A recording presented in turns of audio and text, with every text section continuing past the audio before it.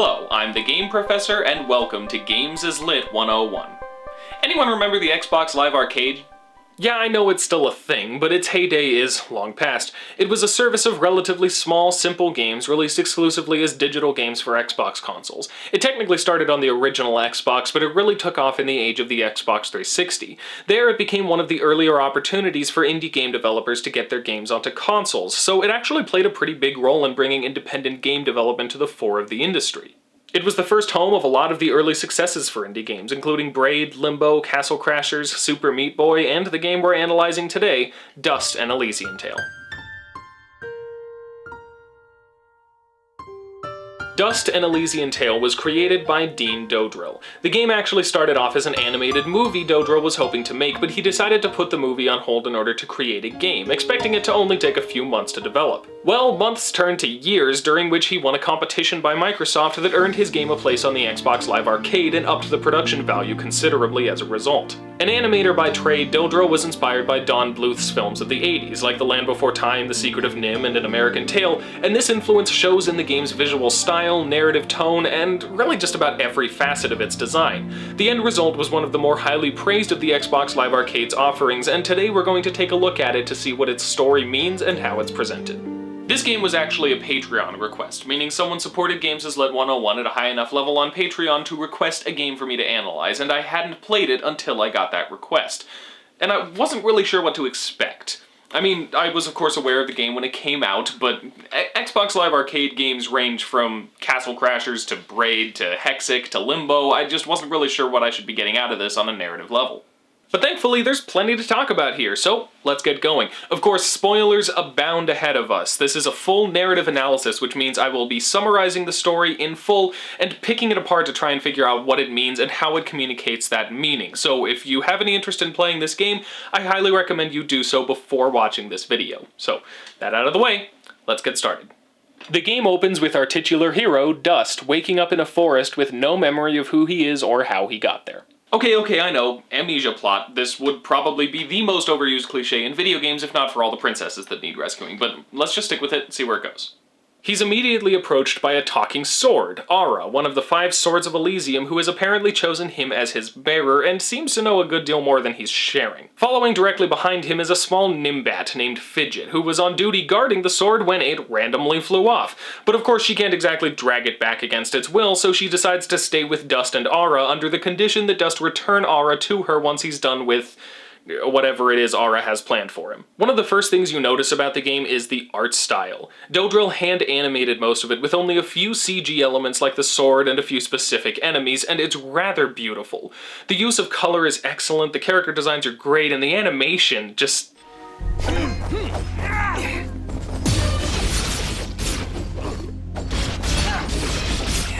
You can really see Dodrill's expertise in animation, as well as the inspiration by Don Bluth's work. It's just gorgeous. The second thing you might notice is that the game is fully voiced, to varying degrees of success. I was actually surprised to see how many people really hate the voice acting in this game, because honestly, it's amateurish at worst. More often than not, it's actually pretty good, just with a good bit of that hamminess that you might expect from a small production like this. Fidget was the surprise favorite of the game for me. When I first heard her high-pitched voice, I thought it would get on my nerves real quick. Stop right there! But the voice actress actually turns in an excellent performance, and it helps that she and Dust have some genuinely entertaining wordplay and overall good chemistry. All that to say, the voice acting sometimes sounds like it's in a low-budget, fully voiced indie title, which, you know, it is, but it never detracted from the experience for me. Anyway, Aurora leads Dust to the village of Aurora, where we get a little more info about what's going on. First, following the traditional setup of the amnesia plot, it turns out monsters are attacking the village. Second, there are a bunch of other characters in the village with their own lives and problems, and Dust can take on side quests to help them out. Third, Dust comes across a girl named Ginger, who seems rather depressed and doesn't want to talk to him. She'll be important later. And fourth, there's apparently a leader of these creatures attacking the village, and the mayor offers a reward if Dust goes and takes him out. Dust finds this leader, a strange creature named Fuse, in the ruins of a village where it seems that everyone there has been killed. Dust is understandably upset that Fuse has killed so many innocents, but Fuse accuses Dust of hypocrisy since he killed so many of his own kind. It turns out Fuse is part of a race called the Moonbloods, and Dust's people, he speaks as though even Dust himself, have been led by General Gaius in a genocidal campaign against both the Moonbloods and any who would defend and harbor them. After defeating Fuse, we get a brief scene where a soldier reports to General Gaius that the Moonbloods appear to be moving, and Gaius wonders aloud if some kind of rumor is true. Where are you, my friend? Why are you hiding from me? Dust returns to Aurora to find that Ginger is upset that he killed Fuse. It turns out Ginger's family knew him and helped to harbor Moonbloods from Gaius's campaign, and they were killed for it. She accepts the necessity of Fuse's death once she learns they killed the entire village, however sad she may be about it all. Then monsters attack from underground. What follows is basically a big ol' sidetrack into the caves beneath Aurora, but despite largely being gameplay filler, it does lead to one of the more important moments of the game. In the caverns below Aurora, Dust comes across cave dwellers who are suffering due to a lack of water. This young boy you meet, Bopo, has a sick father who has had trouble recovering because the water has simply stopped flowing. Dust decides to try and help him. Through a series of events, you eventually encounter a powerful being named Lady Tethys, who controls the water and chose to block it off because it was being used to nourish Gaius's troops in his genocidal campaign. This is the second major example so far of people reacting to Gaius's campaign in different ways. Fuse, of course, kind of snapped and sought revenge against Gaius and all others like him, essentially becoming no better than Gaius in the process. Lady Tethys, on the other hand, is actually trying to help by blocking off an important resource from Gaius's army. But of course, this action also harms innocent people. In her righteous attempt to withdraw the support she's inadvertently giving to General Gaius and his soldiers, she's causing a good deal of harm herself. And the important thing here is that she doesn't seem to fully realize that at first. I would say she's taking an ends justify the means approach here, and she does after all outright state that. You speak in petty terms. A person, a family, a village. Their deaths, same as yours, are insignificant to the greater good. But I'm not certain quite how accurate that really is. It's more like she doesn't fully understand the implications of the means in this scenario. She's so motivated by rage and a need for justice that, however justified those feelings may be, they're blinding her to the implications of what she's doing. Upon defeating her, she recognizes the harm her actions are causing. Succumb to that darkness, that desire for justice, no matter the cost. Not only that, she fears it may be too late to stop the damage from occurring, and Bopo's father might have already died. But of course, this is a video game, and I completed the quest, so obviously Bopo's father is perfectly...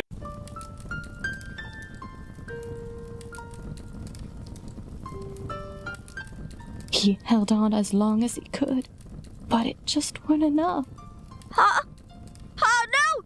You can't go! Oh. I will admit, I did not see that coming. Bravo, game. Bravo. Video games tend to have very progress-oriented story structures. These stories are, after all, structured alongside a game, which means that the player needs to be consistently succeeding against the challenges the game throws their way. And as they do so, the protagonist is succeeding against the challenges the story throws their way, and it continues in that manner. As a result, it's fairly common for a video game story to provide narrative setbacks that are entirely out of the protagonist's control, because a story of constant success is generally neither meaningful nor interesting. For an easy example, we can look to Halo Reach, since this is the story of a few Spartans standing up to something entirely too big for them to defeat, and for every small victory they have, a huge setback shows up entirely outside of their control. That kind of indirect setback, as opposed to outright failure, keeps that structure of success, since it has nothing to do with your own actions. You constantly achieve your mission objectives in that game, so that none of the story's setbacks are directly related to your actions. But this is far, far more direct than that. The player is on a mission to bring water back to a town specifically for the purpose of saving someone's life, and even though they do everything they're supposed to and succeed at everything the game puts forth for them, they still fail at that ultimate goal. Now, some would probably call this cheap, because the game does not allow you to succeed here, but that's the whole point. Aside from being a legitimately sad sequence, Fidget trying to wrap her mind around how tragedy could have struck when they did everything right was the emotional pinnacle of the game for me. I don't understand. We got the water running. We did everything we were supposed to. This bears a level of relevance to the game's message about personal balance and quality of character, which we'll talk about more in a bit. This also triggers frustration on Dust's part, since it's becoming clear that Aura knows more about Dust than he's letting on, and the game begins wrestling more directly with the concept of identity. Once you get out of the caverns, it's time to head north. Ginger was headed up that way, and Dust intends to follow her since Gaius is also camped up there. In doing so, Dust ends up in the Sorrowing Meadows, a meadow where graves fill the landscape and the souls of the dead still linger. In typical video game fashion, though, we can't get where we need to go without taking care of something here. More specifically, an elderly woman from Aurora is here to deal with her past. Her husband, Cain, was the Baron of this valley and used his position of influence to identify and report Moonblood sympathizers for financial reward. He sold out acquaintances and friends alike until there was no one left, and he died alone. Cora left him when she discovered his treachery, but returned to bring peace to his spirit. You help her accomplish this, and Cain's spirit acknowledges his sins. Cora, nearing the end of her life, decides to stay here with him for her final moments, and Dust continues on after Ginger. Cain's story is thematically important on a similar level to Fuse and Lady Tethys, and we'll be talking about all three of them in more detail after the summary. Dust comes to an abandoned town where he's confronted by some of Gaius' soldiers who recognize him and call him Cassius, but they believe he must be a ghost and attack him. Feeling a twinge of memory in this place, he enters a house, and as he relives memories amidst the appearance of Ginger and a Moonblood elder, the mystery of his identity is finally revealed. Ginger's family lived in this village, and when Gaius' soldiers killed their parents, her young brother Jin resolved to bring justice to their murderer, Gaius' right-hand man, Cassius. Jin was young, innocent, untested in battle, and obviously stood no chance, but managed to deliver a killing blow nonetheless, and both of them died at the same time. The Moonbloods, sensing an opportunity, fused the souls of Jin and Cassius into a single being, in the hope that the combination of Cassius's power and resolve with Jin's innocence and kindness would create a being with both the prowess and moral character necessary to stop Gaius. So in short, Dust is actually a combination of two people. Jin, a kind and naive young man, and Cassius, a powerful and cruel warrior. The idea being that someone of Jin's innocence would not be able to stand up to Gaius and his army, but someone of Cassius's power wouldn't choose to, so they needed a being of perfect balance. This is where the game introduces its major thematic premise, in which it uses innocence to represent an imperfect moral good, and power to represent an imperfect moral evil. Now, of course, these two concepts, innocence and power, don't correlate directly to good and evil, and they're not really meant to stand in perfectly for these two concepts, but innocence, this game posits, has a tendency towards good, power has a tendency towards evil, and balance between the two is key to understanding the point of this game. Following this revelation, the game takes on its theme of identity more directly than ever before. Fidget, you need to have more faith in me. I'll have faith in you when you have faith in yourself. How about it, huh? Who are you? Really? Now this choice is more for the player's benefit than Dust himself. Whichever you choose, Dust is going to hesitate to answer. But this is the game straight up asking you, the player, whether one of these parts of Dust is what defines him, or whether he is his own person, more than the sum of these two parts. This is the defining question of this game, the one that it exists to answer. Elder Grey Eyes leads Dust to the Moonblood camp in the volcanic Everdawn basin, where they're gearing up for General Gaius' impending assault. There's a lot more dialogue as various characters wrestle with the implications of Dust's true identity. Most notably, Fidget is getting frustrated that Dust is so concerned with these parts of himself when he's shown her so clearly who he is through his kind and self-sacrificial actions. I just don't get it. It doesn't matter who he thinks he is. He's Dust. That's who he is. That's who I know. And Ginger's grief over her brother prompts Dust to question how Jin's inclusion informs his own identity. Yeah, he's kinda hard to ignore. He is, isn't he? Or at least he was. You do a few things to help out the Moonbloods, including restarting some of their equipment that shut down due to seismic activity. Okay, no, wait. You have a base in a volcano, and your equipment shut down because of seismic activity. Unfortunately, seismic activity has shut down both systems. In a volcano. So what, all your equipment shuts down every time the ground shakes even though your base is in a volcano? Seriously, did anyone think this through? Eventually, the assault begins, and it's a really excellent sequence. This is the only time in the game you're fighting alongside allies, and the result is a truly chaotic sequence with heavy casualties on both sides of the struggle. Eventually, of course, you get to Gaius. What happened to you, Cassius? Cassius? Do you not remember your own name? What have those damned Moonbloods done to you? What did you call me? Cassius! That's who you are! Don't listen to him! You're Jin now! Remember that! Gaius, of course, tries to appeal to Cassius, and Dust reaches his ultimate conclusion. Jin is dead, as is Cassius. Their souls now live within me, constantly reliving that fateful day. Forever in battle, forever at odds.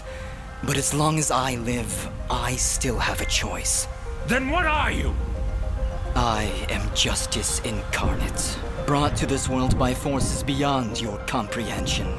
A cleansing storm to sweep across the land and purge it of your foul presence. I am dust, and your campaign ends here now. In a really neat touch, he has some area of effect attacks that don't differentiate between friend or foe, providing an in-game analog to his willingness to kill indiscriminately in pursuit of his goals. After a long battle, volcanic activity injures both of them, and the game makes you crawl forward to where Gaius is hanging on a ledge and crying out for Cassius. You're not Cassius. Yes, I am. Yes, you are. But Cassius is gone, as is the world we once loved. Cherish it.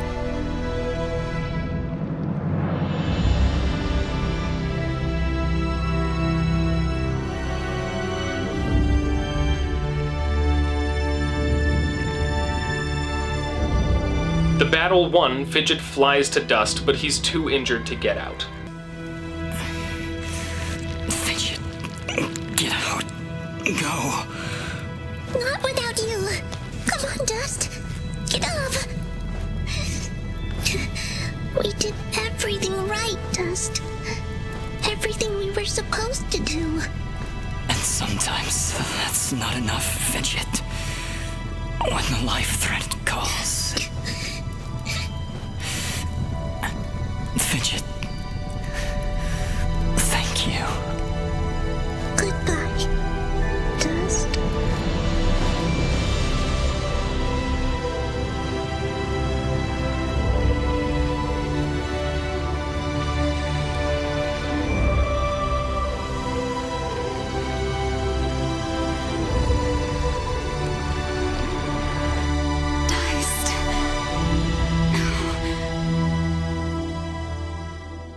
As the Moonbloods celebrate their freedom from Gaius' tyranny, Aurora rises from a fissure in the earth alongside a cloud of dust, and Fidget flies off in pursuit.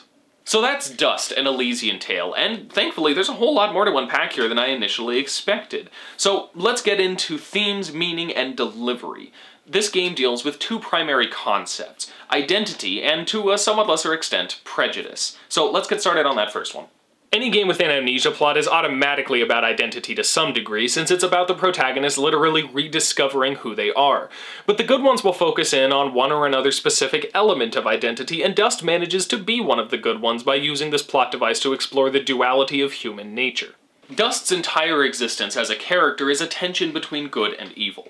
Well, okay, not good and evil precisely. The game actually uses the terms innocence and power, which is a little more complicated. According to the game's premise, innocence without power is ineffective, but power without innocence is morally bankrupt. Dust and Elysian Tail paints innocence as a force of good that gets corrupted as one grows older and is forced to accept the harsh realities of life and grow powerful enough to deal with them. In contrast, it paints power as a force of evil that pursues strength without concern for those around it, devoid of any kind of innocent intent. It's kind of a simplified Triforce concept, really, and with the same conclusion. The two are both necessary and must exist in balance. Throughout the game, we see examples of both power and innocence in various states of imbalance, and understanding these examples is key to understanding how the game defines its premise of power and innocence. Fuse is the first major example we get. He had innocence ripped from him in an immensely traumatic way when he witnessed the murder of his people and was gravely injured in the process. He gained great power through the power armor the Moonbloods made for him, but he had been so damaged by the trauma of what he went through that he used that power in the same way that General Gaius himself did, with a broad, hateful definition of his enemies that brought suffering to the innocent and the guilty alike. This is, according to the game's premise, a major imbalance of power over innocence. Fuse was powerful but corrupted, and without innocence to guide that power in responsible ways, he caused great harm. Lady Tethys is an interesting example. You could say she had the same basic setup. She's obviously very powerful, and her actions would seem to be using that power without any kind of innocent intent, resulting in harm and death. But you know, honestly, I think it's the opposite. She has great power, but even greater innocence to the point of naivete, similar to the concept of social privilege. She sees suffering, and she uses the great power she has to put an end to it, but without concern for the detrimental effect her actions have on the very people she's trying to protect. It's understandable that someone in her position wouldn't be as receptive to the problems of lesser beings, even if she is trying to act in their benefit, so she uses her power to do what she thinks is right without fully registering how much harm she's causing in the process. It's easy for Tethys, from where she stands, to consider this sacrifice worthwhile, and it takes Dust, someone who's actually been down there among the people suffering from her choices, to actually process the harm her decisions are causing. I have seen where your path ends, Lady Tethys, and I will not let you succumb to the same fate. The third and final major example along the course of the story, Baron Cain, had a different kind of power. He didn't have the kind of physical or supernatural strength that the game tends to associate with power, but instead had financial and social influence. A different kind of power, but power nonetheless, and it completely overruled not only his conscience, but even his relationship with the people close to him. He exerted that power for his own benefit at the expense of the people around him. Again, power without the innocence to direct it responsibly. General Gaius, of course, is the game's ultimate example of power overriding innocence. His personality and motivations are never explored with any real level of detail, but the fact that he's killing innocent people on a genocidal crusade speaks for itself pretty well. He has the power to do it, definitely, but any level of innocence, conscience, basic human decency would tell him he shouldn't. In the spectrum of power to innocence, he's being driven entirely by power with no innocence to speak of. This world belongs to the strong, Cassius. It belongs to us! All of these characters have power, but failed to balance it with innocence and ended up causing harm as a result.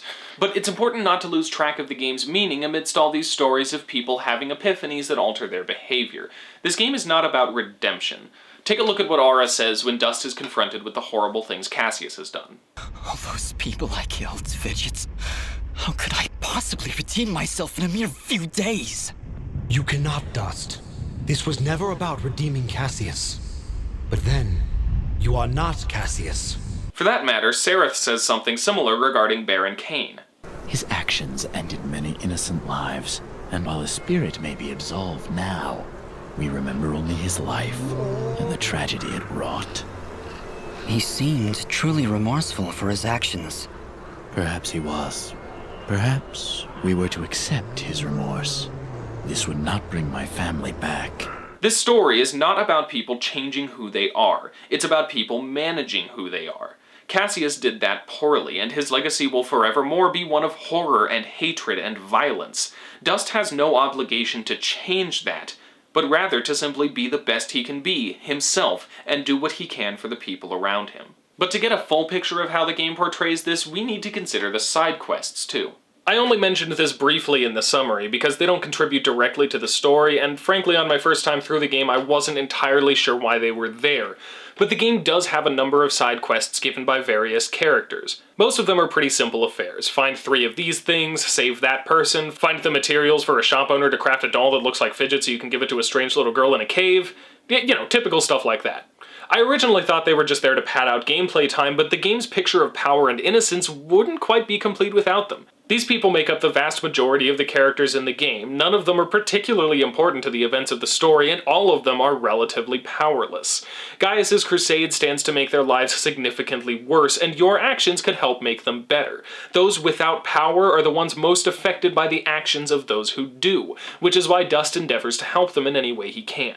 Not all of these people are entirely powerless, though. In fact, we even get one example of someone abusing what little power they have in petty, self-serving ways when we take a quest for a guy who sent a little kid into dangerous, monster-infested lands just to wash his laundry. Not the same kind of power that Gaius or Lady Tethys have, but capable of being abused and causing harm nonetheless. But by and large, the people Dust helps throughout the game represent the other side of the spectrum, those with more innocence than power. And this is where Dust's balance comes in. His innocence motivates him to fight those who abuse their power, while his power enables him to actually do that effectively. Too much of either of these two things would keep him from being a force for good, but both of them in balance enable him to do great things. This is also where the inevitability expressed in the scenario with Bopo's father comes into play. That scene was using our expectations of game design to provide an unexpected and emotional moment, and in doing so it was making a statement about inevitability, that some things simply are going to happen and can't be stopped. But the key to understanding the significance of the statement it's trying to make is in this conversation with Aura. Did you know? Did you know we'd be too late? If I told you before, would you still have tried to save him? The village needed its water supply. I would have gone to the lady either way. Then it doesn't matter what I knew. And it is why there is hope for you yet, Dust. It's also noteworthy that this concept of balance is the one area in which this game really uses gameplay as a metaphor. Mostly, Dust is a fairly straightforward action game. You fight some guys, then a cutscene moves the story forward. Not much use of gameplay as storytelling. But the game's leveling system has a catch. You can't level any one ability too far past your lowest one. This ensures that you can't min-max. Even if you have favored stats, it can't be too far out of balance with the rest. It's a neat little touch of mechanical symbolism. Now there's more to talk about with this balance of innocence and power, but before we get into things like Dust's duality and Gaius' character, we should talk a bit about how the game handles race and prejudice, because it... Oh, stop that! This is a game about one race committing genocide against another race. I'm not bringing politics into this, the game brought it with it, and I'm talking about it. For as simple of the game's portrayal of this subject is, it actually manages to fit in a good bit of nuance. The base concept is pretty broad, obviously, and familiar in a world where World War II and Nazi Germany are still so fresh in our minds, but prejudice is rarely simple, and we do actually get a few insights here into how it manifests. Note first that we're introduced to the Moonbloods by way of Fuse. He looks intimidating, alien, completely different from any of the people we've encountered so far. Between this and the fact that he just murdered an entire village, our first impression of the Moonbloods is not a great one. They're different, they're scary, they're evil. And yet, when we meet others, they're basically the same as all the other people we've met so far.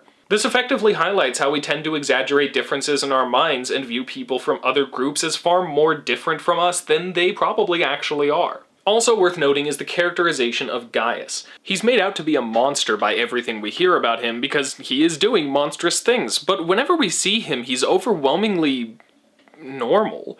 He talks about Cassius like a friend, and we see him with a sad expression on his face more than anything else. He doesn't really come across as a villain because for all the horrible stuff he's doing, he is still just a person. It's always real, actual people that perpetrate these horrors, and the writing and design of Gaius really hammers that point home. We never really hear his side of the story, but we do get to see a bit of his thought process. Most notably that as soon as it's confirmed that Cassius is helping the people of this land, he assumes the reason. The Moonbloods have corrupted his mind, forced him to commit these acts against us. Cassius, my old friend, so long as you draw breath, I will do what I can to save your broken mind. And he maintains this position throughout the game. Cassius can't possibly be doing what he's doing and be mentally well. First, we destroy these Moonbloods once and for all.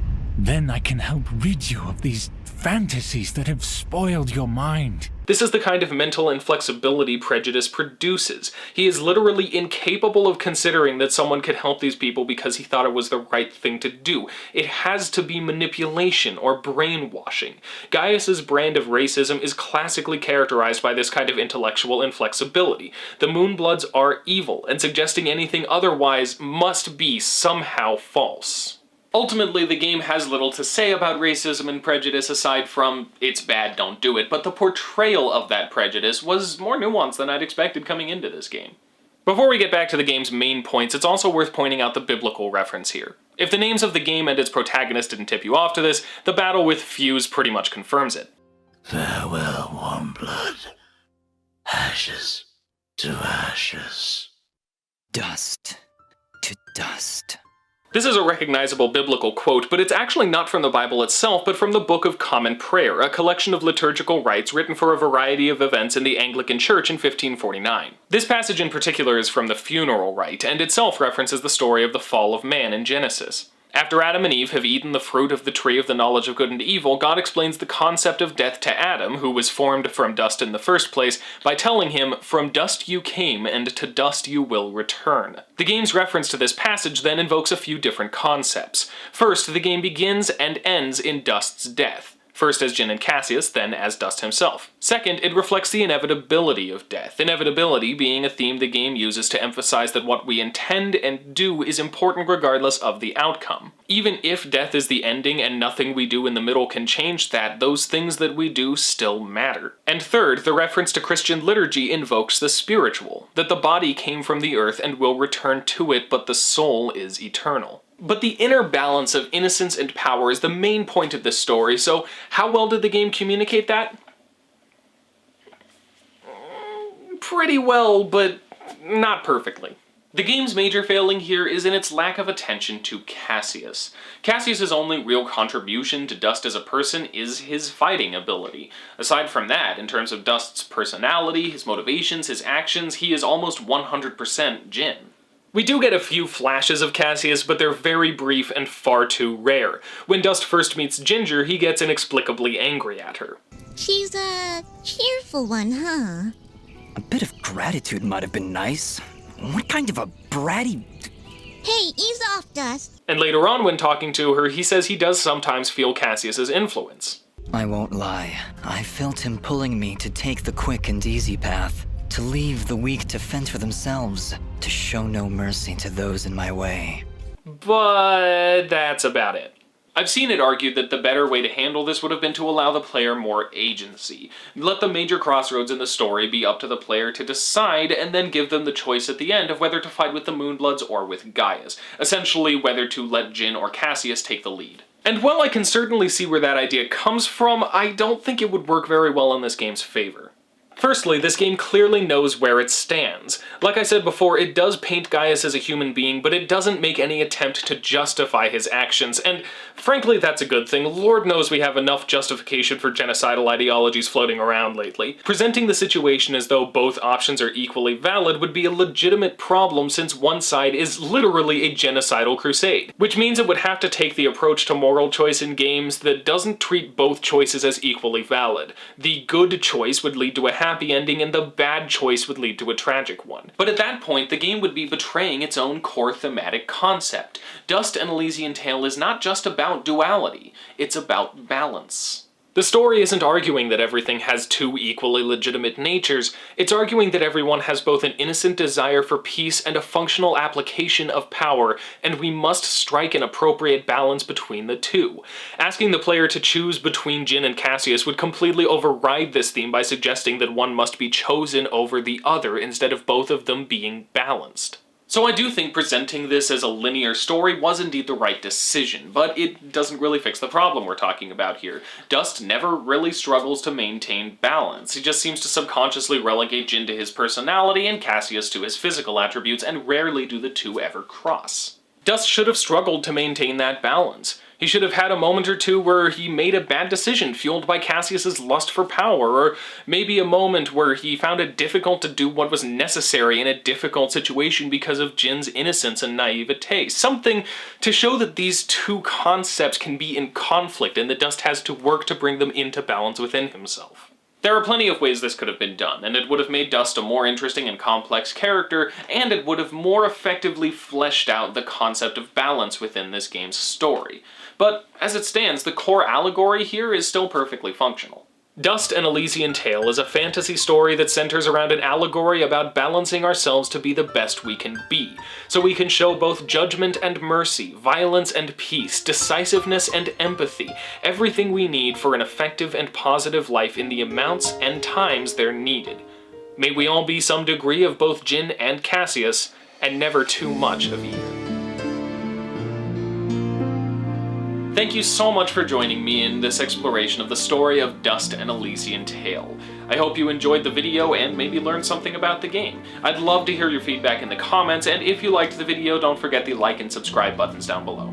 This was a Patreon-sponsored analysis, meaning a very generous fan donated on Patreon and requested I analyze this game. If there's anything you would like to tell me to do, check the description for a link to Patreon where you can support the show in exchange for some cool rewards. Next time, we'll be taking a look at how player choice is implemented in the retro side-scrolling shooter Cave Story. And for the next big analysis, we're going to be looking into Remedy Entertainment's underappreciated supernatural thriller, Alan Wake. So until next time, class dismissed.